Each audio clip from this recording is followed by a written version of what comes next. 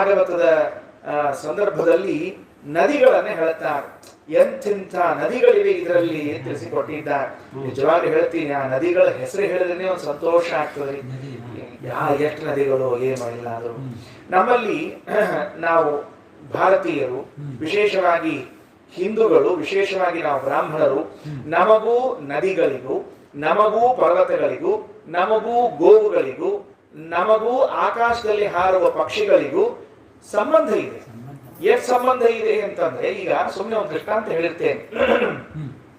ಈಗ ಯಾರಾದ್ರೂ ತೀರ್ಕೊಂಡ್ರೆ ಅವ್ರ ಹೆಸರಿನಲ್ಲಿ ಧರ್ಮೋದಕ ಅಂತ ಬಿಡ್ತಾರೆ, ಹೌದಾ? ಸರಿ. ಅವರು ಹೋದ ಮೇಲೆ ಪ್ರತಿ ಅಮಾವಾಸ್ಯೆಗೂ ಅವರು ನಮ್ಮ ಸಂಬಂಧಿಕರಾಗಿದ್ರೆ ಅವರಿಗೆ ನಾವು ಎಳ್ಳು ನೀರು ಬಿಡ್ತೇವೆ, ಹೌದಿಲ್ಲ? ಇದೇನ್ ಸೂಚನೆ ಮಾಡ್ತದೆ? ತರ್ಪಣ ಕೊಡುವುದು ನಮಗೂ ಅವರಿಗೂ ಇದ್ದ ಸಂಬಂಧವನ್ನು ಸೂಚನೆ ಮಾಡ್ತದೆ. ಸಿಂಪಲ್, ಹೌದೋ ಅಲ್ಲೋ? ಯಾರಿಗೆ ತರ್ಪಣ ಕೊಡ್ತಾರ? ಸಂಬಂಧ ಇದ್ದವರು ತರ್ಪಣ ಕೊಡ್ತಾರ. ಯಾರ್ಯಾರು ಹೋದ ತರ್ಪಣ ಕೊಡ್ತಾರೇನೋ ಕೊಡುವುದಿಲ್ಲ. ಹಾಗಿದ್ದರೆ ನಮ್ಮ ಭಾರತೀಯರಲ್ಲಿ, ವಿಶೇಷವಾಗಿ ಹಿಂದೂಗಳಲ್ಲಿ, ಬ್ರಾಹ್ಮಣರಲ್ಲಿ ತರ್ಪಣ ಕೊಡುವ ಸಂಪ್ರದಾಯ ಉಂಟು. ಯಾರಿಗಾಗಿ? ನಮಗೂ ಅವರಿಗೂ ಸಂಬಂಧವಿದ್ದರೆ. ಈಗ ನಿಮಗೆ ಆಶ್ಚರ್ಯ ಅನಿಸಬಹುದು, ಪ್ರತಿನಿತ್ಯದಲ್ಲಿಯೂ ಕೂಡ ನಾವು ಪರ್ವತಗಳ ಹೆಸರಿನಲ್ಲಿ ತರ್ಪಣವನ್ನು ಕೊಡ್ತೇವೆ, ನದಿಗಳ ಹೆಸರಿನಲ್ಲಿ ತರ್ಪಣವನ್ನು ಕೊಡ್ತೇವೆ, ಸಮುದ್ರದ ಹೆಸರಿನಲ್ಲಿ ತರ್ಪಣ ಕೊಡ್ತೇವೆ, ಗೋವುಗಳ ಹೆಸರಿನಲ್ಲಿ ತರ್ಪಣವನ್ನು ಕೊಡ್ತೇವೆ. ಎಲ್ಲಿ? ಬ್ರಹ್ಮಯಜ್ಞ ಮಾಡುವಾಗ ನದ್ಯಸ್ತೃಪ್ಯಂತೂ ಬ್ರಹ್ಮಯಜ್ಞ ಅಂತ ಒಂದಿದೆ. ದೇವಪೂಜಾ, ಬ್ರಹ್ಮಯಜ್ಞ, ವೈಶ್ವದೇವ, ಬಲಿಹರಣ ಅಂತ ನಿತ್ಯ ಮಾಡಬೇಕು. ಅದರಲ್ಲಿ ಬ್ರಹ್ಮಯಜ್ಞದಲ್ಲಿ ಪ್ರಾರಂಭದಲ್ಲಿ ದೇವತರ್ಪಣದಲ್ಲಿ ಎಲ್ಲ ನದಿಗಳಿಗೂ ನಮಗೂ ಸಂಬಂಧ ಇದೆ ಅಂತ ನಾವೊಂದು ನೀರು ಕೊಡ್ತೇವೆ. ಅದಕ್ಕೆ ನಮಗೆ ನದಿ ವಾಟರ್ ಆಗಿಲ್ಲ, ಬ್ರಿಟಿಷರ ವಾಟರ್ ಅಲ್ಲ. ನಮಗೆ ನದಿ ನೀರುಗಳು ಬರೇ ಪ್ರಸಾದನ ಸಾಧನಗಳಲ್ಲ, ಮೈ ತೊಳ್ಕೊಳ್ಳುವ ಸಾಧನಗಳಲ್ಲ. ನದಿ ನಮ್ಮ ಜೀವನದ ಅವಿಭಾಜ್ಯ ಅಂಗ. ಎಷ್ಟು ಅಂತ ಕೇಳಿದ್ರೆ, ನಮ್ಮ ಸಂಬಂಧಿಕರು ತೀರಿಕೊಂಡಾಗ ಹೇಗೆ ತರ್ಪಣಾದಿಗಳನ್ನು ಕೊಡ್ತೇವೋ ಹಾಗೆ ನದಿಗಳಿಗೆ ನಾವು ಪ್ರತಿನಿತ್ಯದಲ್ಲಿ ತರ್ಪಣವನ್ನು ಕೊಡಬೇಕಂತೆ, ಸಂಬಂಧವನ್ನು ಸೂಚನೆ ಮಾಡಲಿಕ್ಕೆ. ಗಿರಯಸ್ತೃಪ್ಯಂತೂ ಪರ್ವತಗಳಿಗೆ ತರ್ಪಣವನ್ನು ಕೊಡ್ತೇವೆ. ಕ್ಷೇತ್ರ ಔಷಧಿ ವನಸ್ಪತಿ ಗಂಧರ್ವಾಪ್ಸರಸಸ್ತೃಪ್ಯಂತೂ ಔಷಧಿಗಳಿಗೆ ತರ್ಪಣವನ್ನು ಕೊಡ್ತೇವೆ. ಔಷಧಾಭಿಮಾನಿ ದೇವತೆಗಳಿದ್ದಾರೆ ಅಂತ. ಆಕಳಿಗೆ ತರ್ಪಣ ಕೊಡ್ತೀವಿ. ನಿಜವಾಗ್ಲೂ ಆಶ್ಚರ್ಯ ಆಗ್ತದೆ. ಈಗ ಸುಮ್ಮನೆ ಹಿಂಗೆ ತಿಳ್ಕೊಂಡ್ರೆ ಬೇರೆ ಅರ್ಥ ಆಗ್ಲಿಕ್ಕೆ, ಒಂದು ಆಕಳು ಹಾಲು ಕೊಟ್ಟಿತ್ತು, ಆ ಹಾಲು ಕೊಡ್ದು ನಾನು ಬೆಳೆದಿದ್ದೆ, ನಾನು ಬೆಳೆದು ದೊಡ್ಡವನಾಗೋದ್ರೊಳಗೆ ಆಕಳು ಸತ್ತು ಹೋಗ್ಬಿಡ್ತು. ಆದರೆ ನನಗೊಂದು ಚಾನ್ಸ್ ಅದ, ಅದರ ಹಾಲು ಕುಡಿದದ್ದಕ್ಕಾಗಿ ಋಣ ತೀರಿಸಲಿಕ್ಕೆ ತರ್ಪಣವನ್ನು ಕೊಡುವಂತಹ ಅವಕಾಶ ಇದೆ.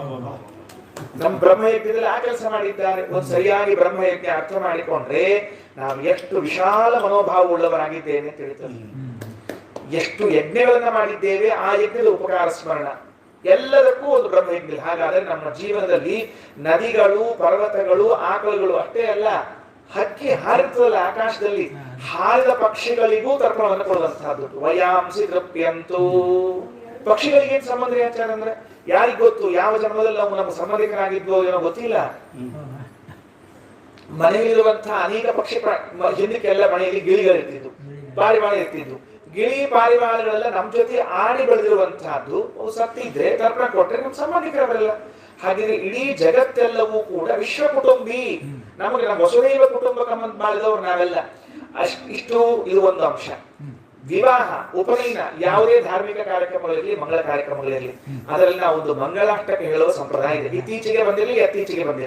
ಅದರಲ್ಲಿ ಹೇಳುವಾಗ ಶ್ರೀಮೇರು ಹಿಮಂಶ ಮಂದರಗಿರಿಹಿ, ಎಲ್ಲಾ ಪರ್ವತಗಳ ಹೆಸರು ಹೇಳಿ ಕುರ್ವಂತು ನೋ ಮಂಗಳಂ, ಆ ಪರ್ವತಗಳೆಲ್ಲ ನಮಗೆ ಮಂಗಳವನ್ನು ಉಂಟು ಮಾಡಿ. ಗಂಗಾ, ಸಿಂಧು, ಸರಸ್ವತಿ ಚ ಯಮುನಾ, ಗೋದಾವರಿ, ನರ್ಮದಾ, ಎಲ್ಲ ನದಿಗಳ ಹೆಸರು ಹೇಳಿ ಕುರ್ವಂತು ನೋ ಮಂಗಳಂ, ನಮಗೆ ಮಂಗಳ ಉಂಟು ಮಾಡಲಿ. ಹಾಗಾದ್ರೆ ನಮ್ಮ ಜೀವನದಲ್ಲಿ ಪರ್ವತಗಳು, ನದಿಗಳು, ವೃಕ್ಷಗಳು, ಗೋವುಗಳು, ಪಕ್ಷಿಗಳು, ಪ್ರಾಣಿಗಳು ಎಲ್ಲ ನಮ್ಮ ಜೊತೆಗಿದ್ದದ್ದು, ನಮ್ಮ ಸಂಬಂಧಿಕರವರು. ನಾವು ಯಾರೋ ಅವ್ರನ್ನ ಬಿಟ್ಟಿರ್ಲಿಕ್ಕೆ ಸಾಧ್ಯ ಇಲ್ಲ. ಇಷ್ಟು ಎತ್ತರದ ಸ್ಥಾನವನ್ನ ಕೊಟ್ಟಿದೆ ಭಾಗವತ, ಪುರಾಣಗಳು ನಮ್ಮ ಜೊತೆಗಿದ್ದ ಪಕ್ಷಿ ಪ್ರಾಣಿಗಳಿಗೆ, ಗಿಡ ಮರಗಳಿಗೆ. ನಾವಿವತ್ತೇನ್ ಮಾಡ್ತೀವಿ? ಯಾವುದು ತಿಳ್ಕೊಂಡಿಲ್ಲ, ಗೊತ್ತಿಲ್ಲ. ಫಸ್ಟ್ ಆಫ್ ಆಲ್ ಹಿಂಗಿದೆ ಅಂತ ಗೊತ್ತಿಲ್ಲ. ಯಾರಾದ್ರೂ ಹೊರಗಿನವ್ರು ಬಂದು, ಅವ್ರು ಚಸ್ಮಾ ಹಾಕೊಂಡ್ ಬಂದಿರ್ತಾರೆ ನೋಡ್ರಿ, ಬ್ರಿಟಿಷರ್ ಚಸ್ಮಾ, ಅದು ಹಾಕೊಂಡ್ ಬಂದು ನೋಡ್ರಿ ಹಿಂಗ್ ತಿಳ್ಕೊಂಡು ಬಹಳ ಹೊಗಳೋದು ನಮ್ಮಲ್ಲೇ ಇದೆ. ಎಲ್ಲ ಹೇಳಿ ಆಗಿದೆ. ಯಾಕಿಷ್ಟು ಹೇಳ್ಬೇಕಾಯ್ತು ಅಂದ್ರೆ, ವೇದವ್ಯಾಸ ದೇವರು ಭಾಗವತದಲ್ಲಿ ಒಂದೊಂದು ನದಿಯ ಸ್ಮರಣೆ ಮಾಡ್ತಾರೆ, ಬಿಡೋದಿಲ್ಲ. ಚಂದ್ರವಟ, ತಾಮ್ರಪರ್ಣಿ, ಅವಟೋದ, ಕೃತಮಾಲ, ವೈಹಾಸಕಿ, ಕಾವೇರಿ, ವೇಣಿ, ಪಯೋದ, ಯಮುನಾ, ಸರಸ್ವತಿ, ಶರ್ಕರಾವರ್ತ, ತುಂಗಭದ್ರಾ, ಕೃಷ್ಣ, ಭೀಮರತಿ, ಗೋದಾವರಿ, ನಿರ್ವಿಂಧ್ಯ, ಪಯೋಷ್ಣಿ, ತಾಪಿ, ಸುರಸ, ನರ್ಮದಾ, ಚರಮಣ್ವತಿ, ಸಿಂಧು, ಅಂಧ, ಶ್ರೋಣ, ವೇದಸ್ಮೃತಿ, ಋಷಿಕುಲ್ಯ, ತ್ರಿಸೋಮ, ಕೌಶಿಕಿ, ಮಂದಾಕಿನಿ, ಋಷದ್ವತಿ, ಗೋಮತಿ, ಸರಯು, ಓಘವತಿ, ಸಪ್ತವತಿ, ಘೋಷಣ, ಸುಷೋಮ, ಶತಮಾಲ, ಚಂದ್ರಭಾಗ, ಶ್ರುತದ್ರು, ಮರುಧೃತ, ವಿತಸ್ತ, ಅಸಿಕ್ನಿ, ವಿಶ್ವ. ಇಷ್ಟು ನದಿಗಳನ್ನು ಹೇಳ್ಯಾರ.